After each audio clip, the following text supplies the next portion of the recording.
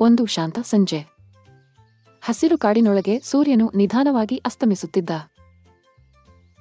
ಆಕಾಶವು ಮೃದುಗೆಂಪು ಮತ್ತು ಕಿತ್ತಳೆ ಬಣ್ಣಗಳ ಮಿಶ್ರಣವಾಗಿ ಸುಂದರ ನೆರಳಿಗೆ ಪರಿವರ್ತನೆಯಾಯಿತು.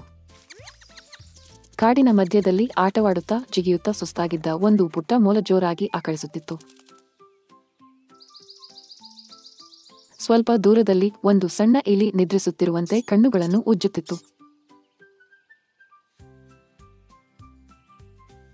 ಇಬ್ಬರಿಗೂ ಒಂದು ಗಲಾಟೆಯ ದಿನವಾಗಿತ್ತು. ಮೊಲ ಮತ್ತು ಇಲಿ ದೊಡ್ಡ ಮರದ ನೆರಳಿನಲ್ಲಿ ಭೇಟಿಯಾದರು. ನನಗೆ ನಿದ್ರೆ ಬರುತ್ತಿದೆ ಎಂದು ಮೊಲ ನಿಧಾನವಾಗಿ ಹೇಳಿತು.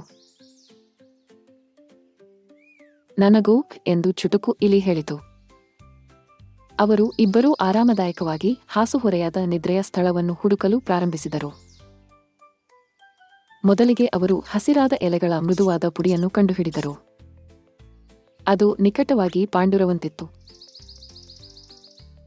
ಆದರೆ ಮೊಲ ಅದನ್ನು ಮುಟ್ಟಿದ ತಕ್ಷಣ, ಓಹ್, ಇದು ಒದ್ದೆಯಾಗಿದೆ, ಇದು ತಂಪಾಗಿದೆ ಎಂದು ಹೇಳಿತು. ನಂತರ ಅವರಿಗೆ ಒಣಗಿದ ಎಲೆಗಳ ಕಟ್ಟೊಂದು ಸಿಕ್ಕಿತು. ಇಲಿ ಅದರೊಳಗೆ ಮಲಗಿತು. ಈ ಎಲೆಗಳು ಕಠಿಣವಾಗಿ ಇವೆ, ಇದು ಅಷ್ಟು ಆರಾಮದಾಯಕವಲ್ಲ ಎಂದು ಇಲಿ ಮುಖಪಾಚಿತು. ಅಷ್ಟರಲ್ಲಿ ಇಬ್ಬರೂ ನಿದ್ದೆಗಾಗಿ ಕಿಂಚಿತ್ ನಿರಾಶರಾದರು. ಅವತ್ತೇ ಒಂದು ಮರದ ಕೊಂಬೆ ಕೆಳಗೆ ಮೃದುವಾದ ರೆಕ್ಕೆಗಳಿಂದ ಮಾಡಿದ ಒಂದು ಸಣ್ಣ ಹಕ್ಕಿಯ ಗೂಡು ಅವರನ್ನು ಕಂಡಿತು. ಮೊಲ ಮತ್ತು ಇಲಿ ನಿಧಾನವಾಗಿ ಆ ಗೂಡಿನತ್ತ ನಡೆದು ಒಳಗೆ ಹೋದರು. ವಾಹ್ ಎಂದು ಮೊಲ ಆಶ್ಚರ್ಯದಿಂದ ಹೇಳಿತು, ಇದು ತುಂಬಾ ಮೃದುವಾಗಿದೆ. ಅವರು ಇಬ್ಬರೂ ಅಲ್ಲಿ ಒಟ್ಟಿಗೆ ಕುಗ್ಗಿ ಮಲಗಿದರು. ಆಕಾಶದಲ್ಲಿ ನಕ್ಷತ್ರಗಳು ಮಿಂಚುತ್ತಿದ್ದವು. ಮರದ ಕೊಂಬೆಗಳು ಗಾಳಿಯಲ್ಲಿ ನಿಧಾನವಾಗಿ ಅಲೆಯುತ್ತಿದ್ದವು.